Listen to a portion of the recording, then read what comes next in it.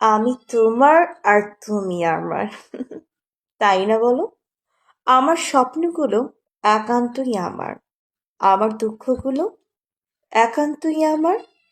কারণ আমার ভালো লাগা গুলো সবাই দেখছে, উপর দিয়ে বলছেও ভালো তো, কিন্তু মন থেকে বরদোয়া করছে। আর এটাই বাস্তব। আমরা যা দেখতে পাই না তা আমাদের আল্লাহ তাআলা দেখতে পারেন।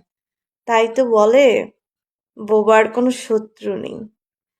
যাই হোক, অনেক তো বাজে কথা বলা হলো। নিজের আয়না দিয়ে নিজের মুখটা কখনো যদি দেখি কেমন লাগে বলুন তো? কখনো কি খারাপ বলেছেন? না, সবাই বলে ভালোই তো। নিজের আয়নাতে নিজের চরিত্র যদি দেখতে পারতেন, তাহলে হাজারো ভুলগুলো অন্যেরটা না দেখে নিজেরটাই শুধরাতে ব্যস্ত থাকতেন। এটাই বাস্তব।